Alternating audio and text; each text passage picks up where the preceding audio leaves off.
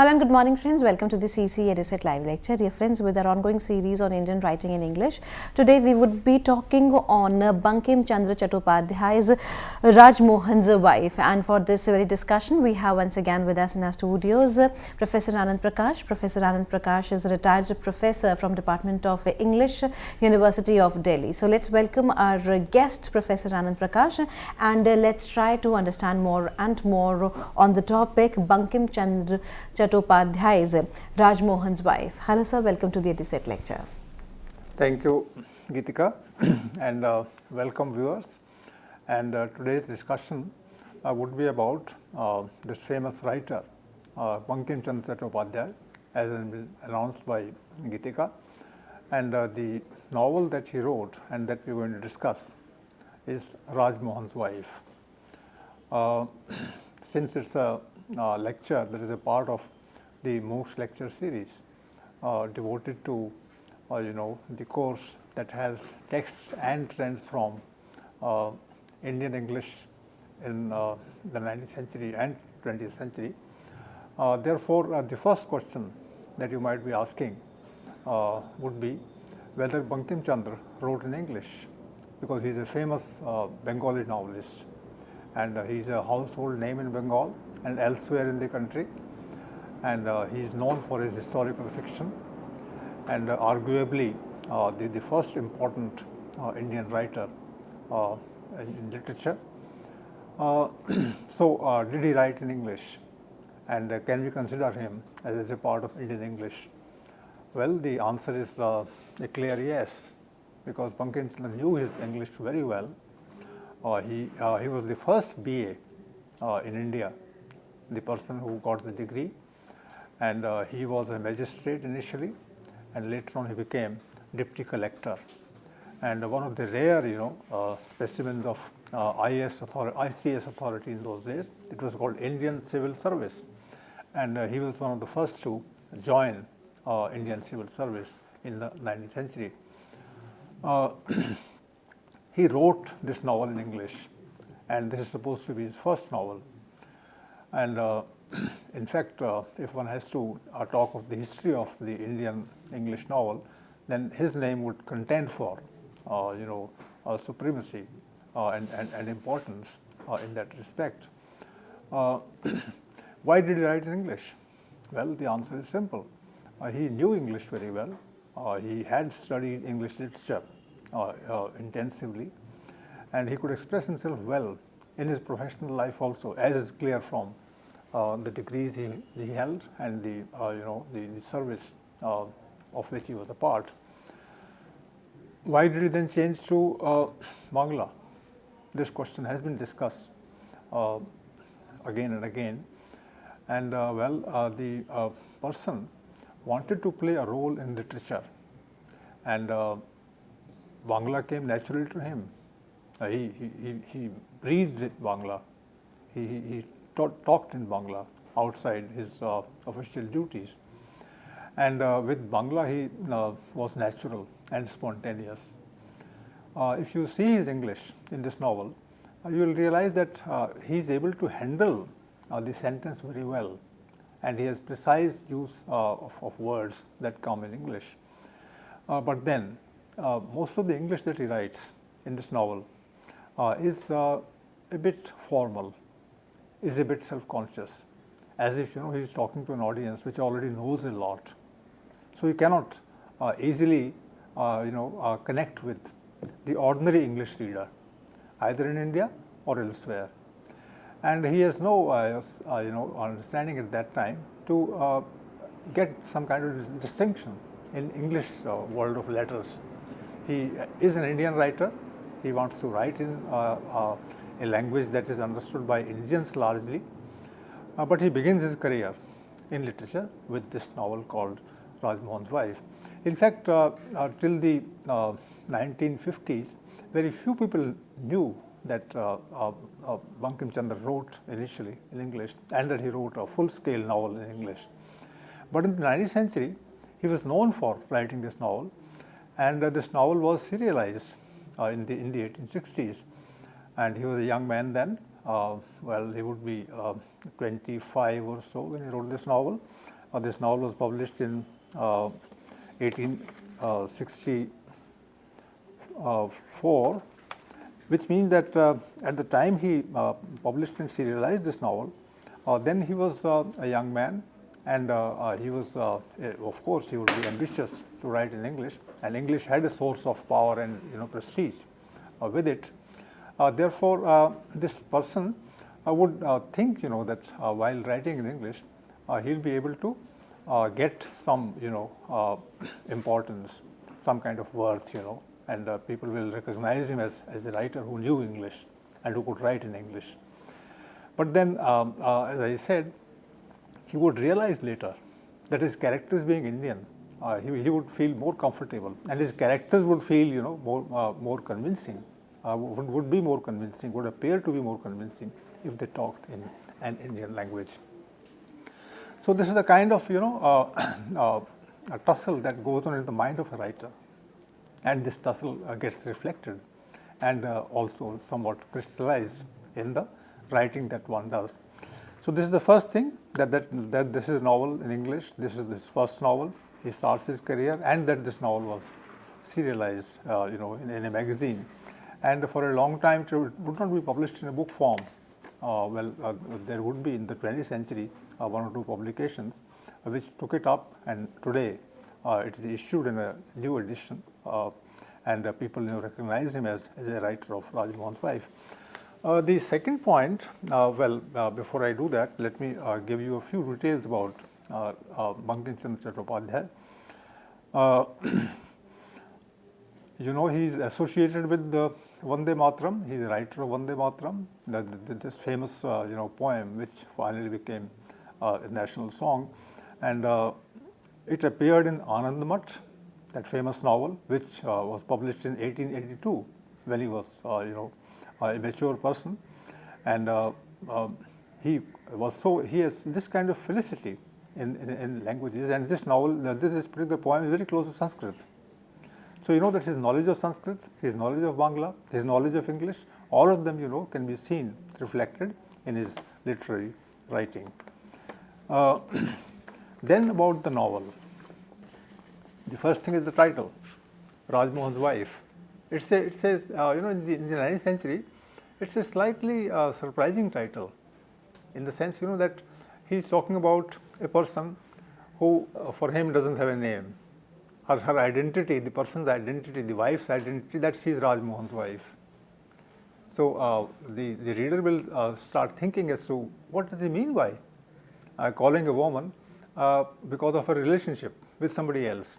She's somebody's wife, as if she's somebody's property, somebody's house, Rajmohan's building, Rajmohan's abode, Rajmohan's village, Rajmohan's country, whatever. So she seems to be linguistically possessed by another person. So does he mean this? So this is the question that emerges, and one is supposed to keep it in mind while discussing this novel. The second thing about the title is that it's about a woman.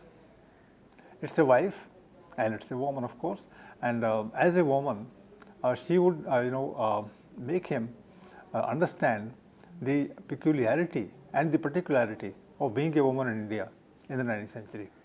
And if a writer engages with this question, the question of somebody being a woman and somebody being a woman worth writing about, and a whole novel will hang around her.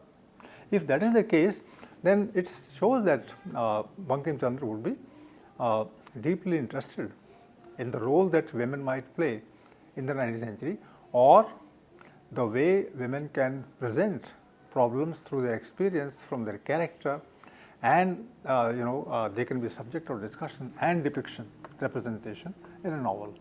So it has that kind of distinction. Other novels of Bankimchandra in Bangla would not have this kind of a title. So the title is problematic. Now you think about it, you go into the question of why he is calling her this, why he is not calling her by her name. In the novel she has a name, she is called Matangini, but then the novel is not about Matangini, it is about Rajmohan's wife. Maybe there are certain questions that will emerge later in the novel as you read it along, and those questions have to be discussed in such a manner that she has to, prove herself to be Rajmohan's wife, or she has to struggle against the very idea of being called somebody's wife. So we will come to this question as we discuss the novel further in some detail.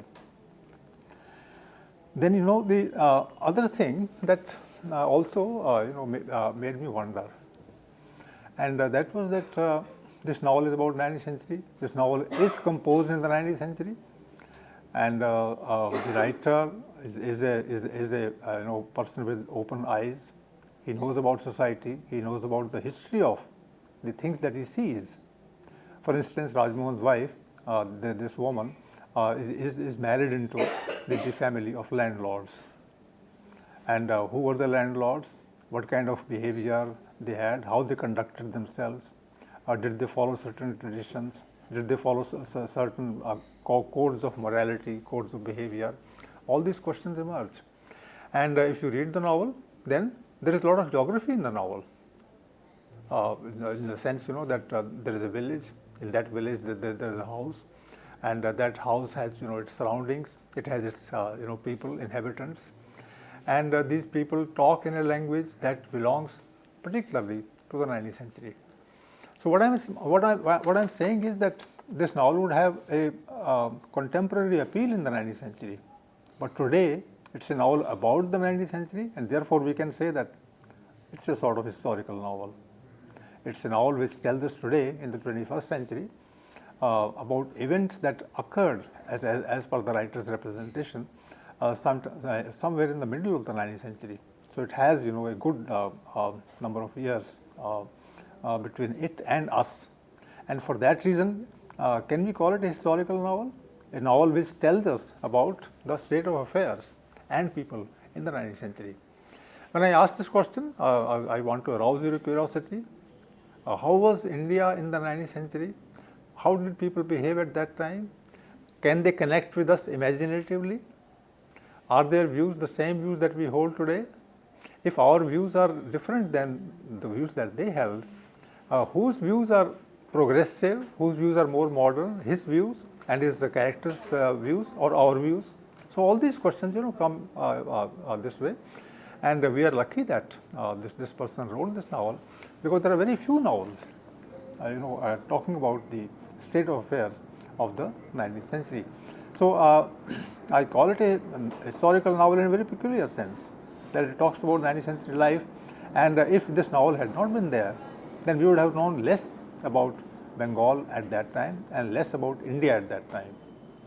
So I read books of history. You also would be reading books of history. You read about poets who lived in the 19th century, and through their poetry you want to visualize as to how these people came to terms with their attitudes. But there are no descriptions of the kind that are there in prose, and this novel is in prose. Therefore, an actual village, an actual character, the way one looked, the way one behaved, all these things becomes clear before us as if it is dramatically presented. So it has that kind of value also. And read this novel, therefore, viewers, not merely as a story, as a narrative, but as a depiction of the ways of 19th century life in India. So this is how I would start reading this novel. Now, two things to begin with. It's about a woman that I've already said, but then it's also about the society of the time. It tells very important details about the society of the time. There is a whole chapter. Let me tell you the title of this chapter. The chapter is called "The History of the Rise and Progress of a Zamindar Family." That's the title of a chapter.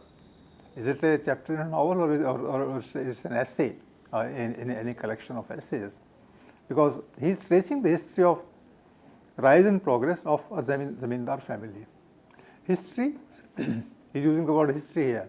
I use the word history for the novel. This writer, Bankimchandra Chatterjee, is actually giving us the history of a family. And what has that family gone through? The rise and progress. It rose, it emerged at a particular time, and then it progressed. Both words, indicate that the person is seriously interested in understanding the nature of activities that went on in that family, and therefore he is tracing that evolution of the family. It rises. How does it rise? And if you read this novel, and if you read it carefully, if you read not just the words but the space between the words, if you read between the lines, then you will know that this person is very critical about the landlord family. And in fact, if one sees a little deeply about this description, then one would know that he is almost condemning the family. This family is a family of very low-level people. And this family, one of the first persons in this family actually is a servant, not a landlord. He doesn't belong to any princely background. This person was a servant in the family, and that person who was rich at that time, he was old and he was going into all kinds of relationships with women.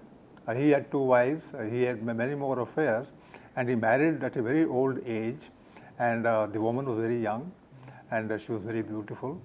And then this person died one day, and he left the property and his wife, and then the property and the wife are taken over by the servant, and the servant then starts the family. Now, what kind of a history now is of this family? And then he goes on telling all sorts of things about this family. They are cheats, they are crooks, they do not study, they do not read, that they do not have elegant manners, they do not have culture, they are fighting among themselves, and sometimes they also commit crimes of violent nature. All this is happening in the family, and the family progresses, and he calls it here in the title, as I said, the rise and progress of a Zamindar family. A Zamindar family, the family of the upper classes, of the upper class in the 19th century, Bengal. And if the upper classes have this kind of background, then you can imagine as to what kind of a view this writer would have about the Bengal culture, the Bengal people, and that perhaps he is going to be critical of all these people. And he is critical. That's the best part about the novel. The novelist is very critical about the ways of men, the ways of members of the family, and the family is a rich family.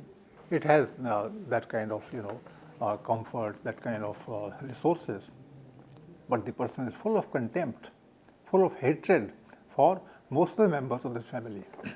It's only that a person called Madhav, who is sophisticated, who is nice, who is an idealist, who is cultured, and it is this person because of whom this novel with a woman character at the center is able to enter into a relationship that otherwise would not be thinkable.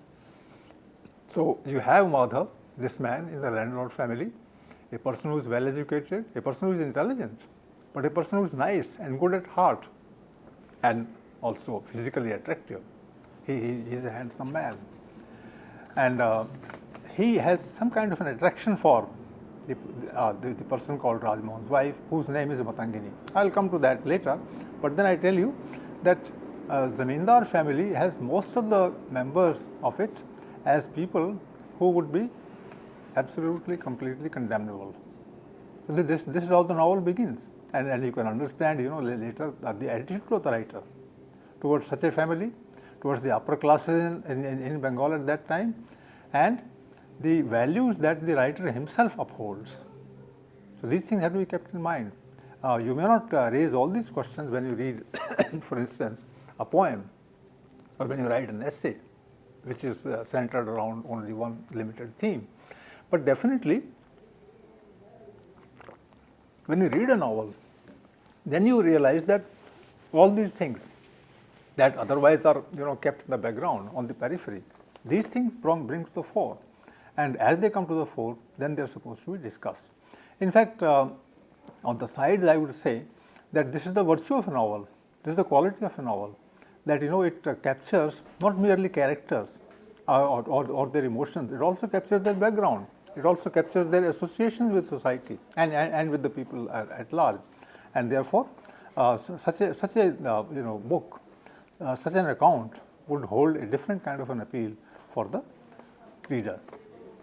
Now, before I go into the concerns and themes of the novel, let me also tell you that since there was no history of the novel at that time, novel was not as a form available in the 19th century.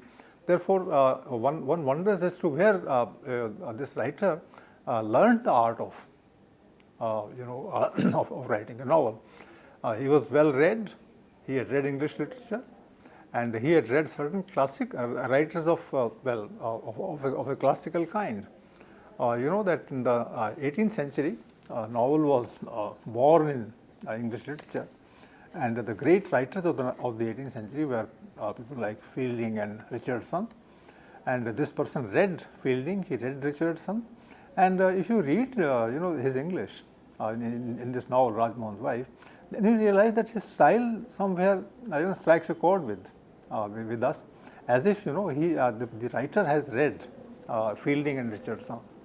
Fielding, a writer with sweep, a writer who also has that kind of contempt for the landlords in England. And you have a writer in the 18th century, Richardson, who bases his novels on the experiences and attitudes of women. So this writer, that is Bankimchandra, has read both Fielding and Richardson in England in the 18th century. And therefore, when you read this novel, you realize that some influence from these two writers has already come into this novel. The influence is also at the level of language. The 18th century language was ornate. It used sometimes big words, sometimes it used humor. It always used long sentences. Fielding is known for his long sentences. Fielding sometimes would write a sentence which is as long as half a page or even more, and he can handle the sentence very well. The same thing can be said about this novel too. It also has sometimes very long sentences. The chapter that I refer to is about such a thing. And then the third thing that he has learned from the 18th century English novelists is that with those difficult words and long sentences, he can create a different kind of a humor. So humor is there in the novel, and you can't imagine that somebody who is dabbling with a new form at that time, and this is his first novel, and it's a novel where he is a novice, that he is able to create a sense of humor there. So in fact, I'll start the discussion with the idea that this person is using humor, or maybe I can do it later. But then the thing that finally I would say about this novel in this lecture is that it talks about issues that concern a woman, concern a society, and those issues make this woman so important in the novel that she starts dictating terms to her companions, both females and males. There are female characters, there are male characters, and female characters feel competed by her, and male characters feel daunted by her. And she has that kind of toughness, and she is a young woman, and she is already married when the novel opens, and her husband is very jealous, and her husband is very cruel, and he is very oppressive. But the novel tells us very clearly that this woman will not take anything lying down. She can take a beating. It's really very repelling, very bad, even to read. I felt bad when I read the novel that violence is committed against women in the 19th century, and this writer is talking about it, but he is not approving of it at all. In fact, when this kind of violence occurs to the heroine in the novel, then the novelist takes care that the woman stands up in protest, and even when she cries, even when she is shedding tears, one knows that she is protesting. So that kind of thing is there. So there is a woman who is beautiful, who is attractive, who has views of her own, and who stands up to the challenges that men folk pose to her, and in all cases you find that the woman is right and men are crooked and wrong. So this is the kind of thing that the writer has taken up in this novel for presentation and for viewing, so that different kind of framework, a framework that is modern, a framework that is rational, a framework that is human is taken up to a large extent. And the writer is intelligent enough. After all, he was in the civil services, and he had read a lot, and he had made his own career, and he came from a middle class family. So study, understanding of literature, then writing literature, and doing that kind of administrative service at that time. All these things combine into a very strong personality, and the strong personality of the writer seems to have gone into the making of the character that is Rajmohan's wife. I can discuss a few things in another lecture, but so far as this lecture is concerned, I believe that this novel should be read as one of the pioneering works of Bankimchandra Chatterjee, who would later on write in Bangla and would have a name for himself, would have a kind of importance that few can match. In fact, in that period, in the pre-independence era, if one is to name two people in the early period of Indian English fiction and Bangla fiction in general, then only two names come to mind. One name is that of Bankimchandra Chatterjee, who is senior, and the other name comes of Rabindranath Tagore, the person who also would be discussed in another lecture in this series, and who was actually an English writer to begin with. So we have this person with this novel, which is now available in a book form, and where the novel distinguishes itself as being a novel about a woman character in the 19th century. So with these words, with this particular idea, I finished this lecture, and this is a kind of a background to this novel, which has now assumed a lot of significance in the last few years. Thank you.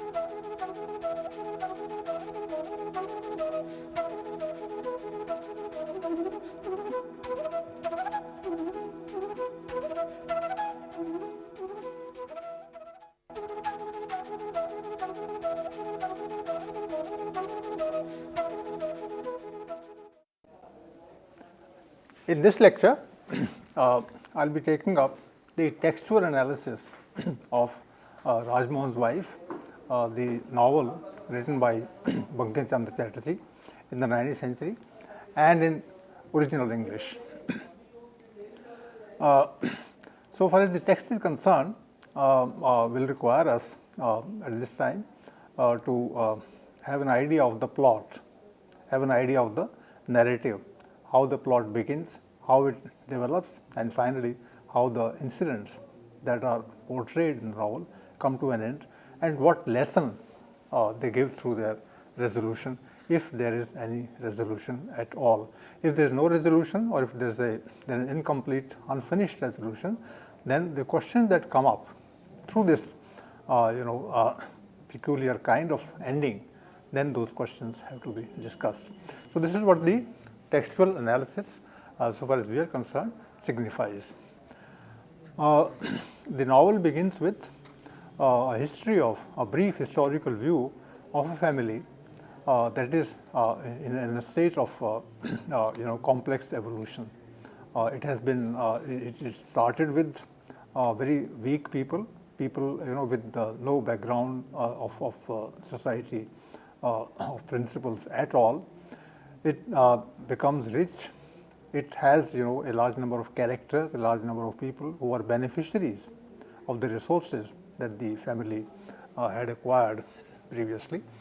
And then in the middle of it is the role of women, their appearance, and the way that they conduct themselves. So this is how the novel begins, and it begins with two important women characters. And the writer, when he talks about women, then he talks about their ways, their behavior. He has a kind of sense of indulgence for the women that he is depicting. This is remarkable in a writer in the 19th century, that he is not only not critical, he is not only not prejudiced against them. In fact, he is very appreciative. He sees some points in them which are points of familiarity, of endearment. You start liking women for the kind of qualities they have and the qualities they show through their behavior. In the initial pages, and since these qualities always make us smile, these qualities relax us in our understanding of human situations. That is done partly by this writer with the help of humor. And imagine a person who is doing a kind of experiment with novel writing in the 19th century, and he is a pioneer, and he is using language at the creative level, not merely at the level of thought or legal knowledge or proceedings of a case or writing an essay, but at the creative level. This person is able to give us a sense of humor, to help us understand life in its lighter ways. So that is what is taking us in the beginning. So as one reads the novel, one realizes that it's a familiar scene. It's a scene that is spontaneously going to move ahead in a certain direction. I was particularly struck in the text about the way this person is using his language, using his words, the way he is creating tones and overtones, undertones and overtones that will make us conscious about different layers of meaning that the words would be associated with. I'll give you 2 or 3 examples of the use of language and the creation of humor that this person is able to successfully make here. The first is about the 2 women talking with each other, and one is of 30 years, and she is mature, and in the meantime she has become a bit vivacious and garrulous. She talks quite a lot, and when she is in the company of another woman and a younger one, then she can take the whole thing in her hands. Then she can set terms for herself and the other person, and the two can jolly well enjoy themselves. How does the senior woman, there are 2 women in the beginning, I said the senior woman who is 30 years old and the younger one who is around 20, 18 or so, 20, and the woman of 18 years is actually the heroine of the novel, and her name is Matangini, and the senior one, her name is Kanak. So these women, leave their home and go towards the river, and then they'll come back with water in the pitchers that they hold, and in the meanwhile they'll be talking to each other. And see the humor, the way the writer introduces his characters. He talks about Kanak first. What does he say? The ornaments on her person. Now this is 19th century English. This is not our kind of language. We will say on her body, but he says on her person, which means very, very, very formal. And as if he's presenting a woman in a court in such formal terms, on her person. The ornaments on her person were not large in number, not too many, but he has to say large in number, but constituted a fair load for a porter. What does he mean? The ornaments were few in number, but they were quite heavy, and so heavy that a porter could be quite happy to carry them. So this is the kind of, a woman would never wear such ornaments, but because they were big and they were relatively bigger, therefore he is able to create this association of the ornaments with heaviness.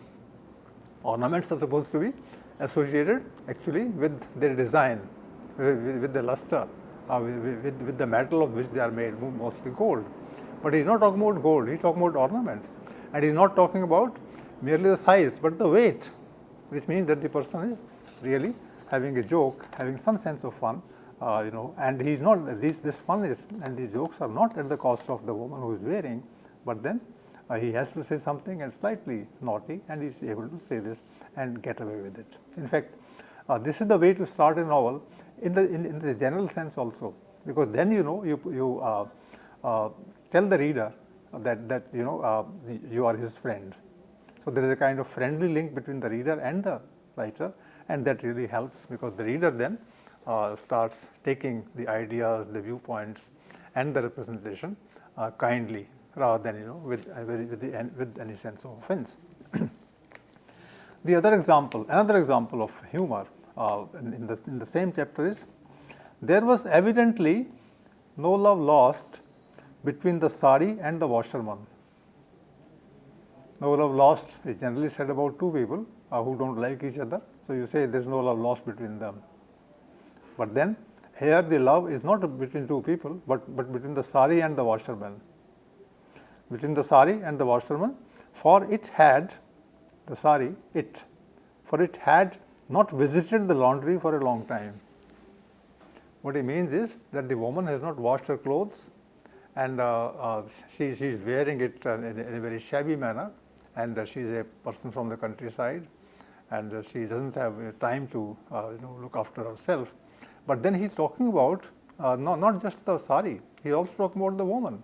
The woman is so very casual in her dress, and she is so very normal and spontaneous in her behavior, that the dress and the person, they become one, and the kind of naughtiness that she shows in her behavior, that is further enhanced by this reference to the sari that she is wearing at the time she is going from home towards the river. And then people look at her, and then they sometimes feel a bit attracted towards her because of the state of the sari, because of the parts of the body that are not properly covered as she is walking towards the river, or she would be coming back. So all this is suggested in the description, and the description is bordering on the naughty. The last small reference to the sense of humor is this. Kanak, he is once again the senior one. Kanak laughed and said, "Come now, my proud girl, Matangini. Come now, my proud girl, let's go and show beauty's splendor to the gaping idiots."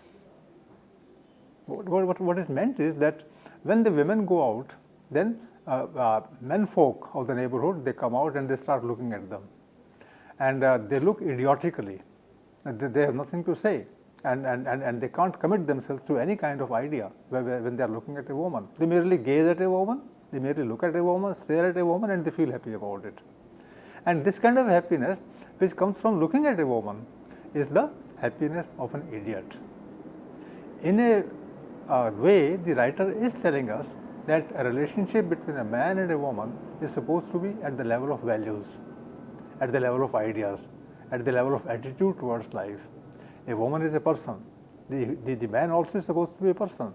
And two persons interacting with each other on the basis of understanding, on the basis of mutual appreciation, on the basis of agreement is what gives quality to behavior. If that doesn't happen, if one merely looks at a woman, or if the woman feels that she is being looked at, not because she is a good person or a bad person, she is being looked at because her body is attractive. And if the woman is all the time equated with her body, and she is not equated with the ideas that she holds, then of course it's a very poor example of manly attitude towards women. And this is what the author is showing very clearly. Except one or two people in the novel, very few males would ever appreciate a woman's character and a woman's virtues and a woman's ideas. All of them all the time are looking at women as if they have to enjoy their company on the sides, not for any kind of love, not for any kind of understanding, but because they want to exploit them sexually. And if they exploit them sexually, then their job is done. So the writer is in a way in the 19th century condemning this, and it's unthinkable for a writer of the 19th century to assert this view against another view which says that women are not supposed to be thinking, that they are only supposed to be looked at. Most of the 19th century had this kind of an idea, and in fact the writer also has said in this novel that most men did the same. But then the writer is emphasizing that quality in human behavior vis-a-vis males, which takes the woman for her virtues, for her qualities, for her abilities, mental abilities particularly. So this is I don't call it a humor per se, humor for the sake of humor. It's a humor which is based on certain attitudes, and these attitudes are important in the novel. Now I will take up certain concerns that they are in the novel. Matangini as the central character, so the whole novel will revolve around her, where she goes, whom she talks to, what stand she takes, whom she befriends, whom she hates, whom she resists. All these things are important, and from the woman's angle. And that goes to the credit of the writer and the novel, that this kind of an issue is taken up in the 19th century. Which are the issues at the level of society that are important even when a woman's character is being discussed? Those issues, viewers, would be like morality, would be like one's duties towards the family, whether she is a good mother, whether she is a good neighbor, whether she is a good wife, whether she upholds the dignity and honor of the family. Imagine that even in today's India, women are supposed always to be working to the advantage of the family from where they come. So always they have to be pictures of morality, and morality which is forged not on the basis of a woman's qualities, but on the basis of some kind of stability that men consider to be the important point of existence. This is not the case with this writer in the 19th century. What he says is that in a woman and a man, the important thing is the sense of values, and that sense of values is missing in most of the 19th century men and women. It is also missing, as we know, today after 150, 170 years of this novel. Today also the same thing is missing in men. They don't look at a woman from the point of view of her role in life, of her dignity, of her a purpose of living, of her purpose of holding certain principles. Nobody bothers about it. So it means much has not changed, and yet this writer is showing the path through this novel about this particular attitude. The second thing is, Matangini is a married woman, and she is not treated very kindly by her husband. There is no understanding between them at all. And the husband is brutal in his ways, and he has married her just because she was beautiful. He doesn't want to let her go outside and talk to other people, and therefore he is always harsh with her. How can a woman put up with such a person all one's life? This is the question. In the 19th century, the question would be easily answered. Well, you have to do it. If you don't do it, then you are not working to the advantage of the family, working for the upholding of honor of the family. But the answer is not that.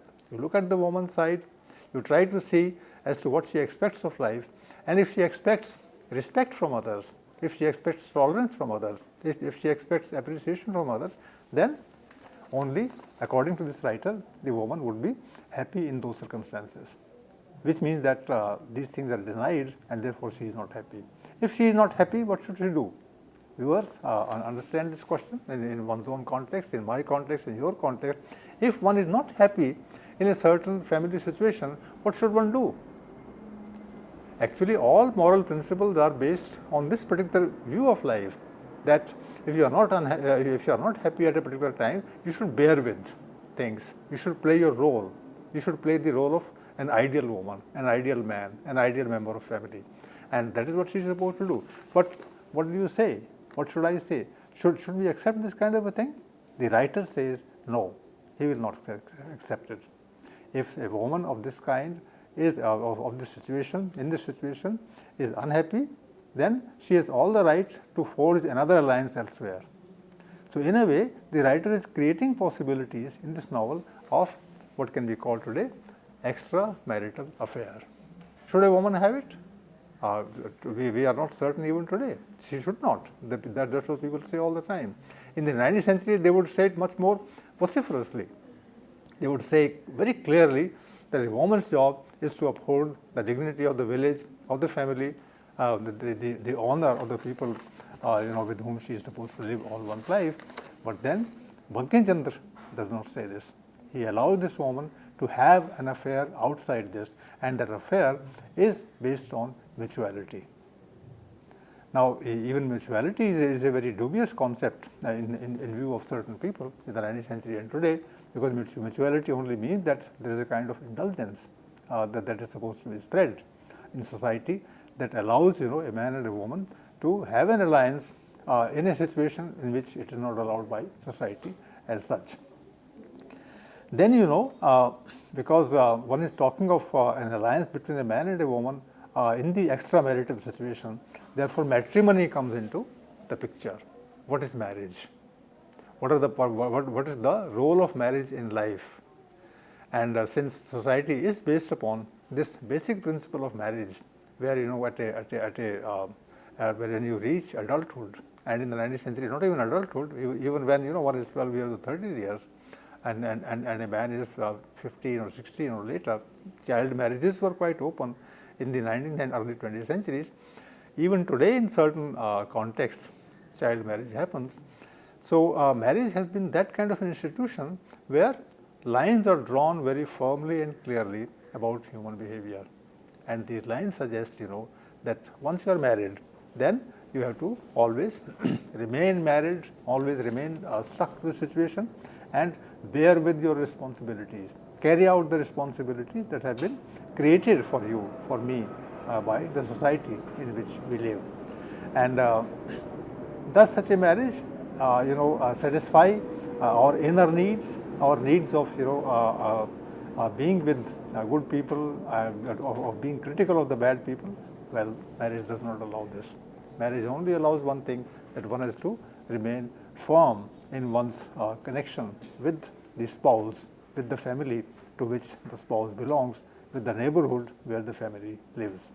And this kind of matrimony, if it is questioned by a person, and particularly by a woman, then of course there will be trouble. And there is going to be trouble in this novel, because when Madhav and Matangini, they have this alliance with each other on the basis of mutual liking and attraction, then society will not take kindly to it. That's one dimension. The other dimension is that when Madhav and Matangini meet and express their liking for each other, then what should be going on in their minds? How should they explain this to themselves as to why they are doing it? For Madhav is a very idealistic person. He knows that he is attracted towards her. At the same time, he knows that he is wrong. What should one do? Now, this situation is quite common in the 20th century human and social relationships. But what about the 19th century? At that time, people did not have that kind of inner life, that they would take a question into their mind and they would sort it out at the level of morality, at the level of ethics. But this person, Madhav, thinks about them, and he knows that duty is on one side and his personal love is on the other. Should he opt for love or should he opt for duty? And then this particular dilemma in his mind tears him apart, and finally he decides that he should be for duty. He should not be for love. He should not be for the kind of attraction that the woman holds for him. Is he right or wrong? Viewers, think about it, and it's a man who is raising this question, and he's raising this question at the level of ideology, at the level of personal behavior and ethics, and this is the crux of the novel. And finally he decides, against his will, that he will be for truth, he will be for honor, he will be for tradition, he will be for right conduct, and he will not be for his personal pleasures. Therefore he refuses to get along with her beyond a point. And what should Matangini do? Matangini is bolder than him. Matangini is in fact much more honest than him. She gives importance to the family principles. She also gives to the office of being a wife. But she gives a kind of importance to her own inner desires. And she knows that these desires are her own. These desires have taken birth in her mind. And she is a beautiful woman. And she is not happy there. And she has a right to her body, and she has a right to her desires. And if she has a right to desires, then she should assert. But when she sees that the man is not game for this, that the man is not appreciative of her conduct, then of course she says, okay, I'll do this, but then I cannot live like this in my life, in my society. So she is bolder than today's woman, in fact. She is bolder in the 19th century, no end. I don't think there will be many writers as well as many characters in their writings who would be able to take up this position. When they had nothing of that kind coming their way, when they could not appreciate, at that point of time, Matangini takes this position. And then she finally says, okay, if the man does not agree with her, then she will live separately, and from that time onwards, she will not meet him at all. But then she tells herself and she tells everybody else that she is not happy. So this is where the character is able to resolve this problem at her own cost. Her lover has left her, and she doesn't want to now go any further in this, and therefore she would remain unhappy all her time. The good part or the important part then is that very soon after this she dies, and she dies unhappy. So it's a novel about a woman's rise, a woman's entering into the folds of marriage, being unsuccessfully remaining there all one's life, meeting a nice person, getting attracted towards him, wants to be with him physically and mentally, and is not allowed by society because society works through the husband with the male and the female, and therefore she parts company. So I say that it can be called a tragic novel, but I don't think it's a tragic novel. I think it's a novel about the criticism that marriage and social institutions generally, which also take marriage as one of them, that these things go against the wishes and desires of the individual characters who are able enough to understand the nature of institutions in which they live, and that this novel that way, being so very critical, should be understood in this respect. Even if it's a tragedy in the sense that the woman dies and she dies unhappy, even then one has to say that she was making a point and she struggled, and in the struggle that she had was her heroism, and that this heroism is to be appreciated. The writer is emphasizing her heroism of her heroic nature as a woman, so much that he names the novel after it. And this novel was serialized at that time, and it caused raising of many eyebrows, and people liked and disliked this novel. So it created a kind of stir in the imagination of the readers, and I think that's the role of the novel, that's the role of the writer, and that's the role of the magazines which serialized it, and the readers who read. So all these things have to be kept in mind, and I believe that this is one of the very fine first novels of Indian English. I don't say this is the first novel, but this is one of the first novels of Indian English in India. Thank you. With this note, thank you, sir. Thank you so very much. And dear friends, your feedbacks are very, very valuable for us. So keep writing to us at info.cc@nic.in, All the lectures pertaining to the series Indian Writings in English are already there for you on YouTube. This lecture is also going to be uploaded very soon. So keep watching us, keep writing us. We would be meeting again very soon. Till then, take care. Goodbye. Thank you, sir. Thank you so very much.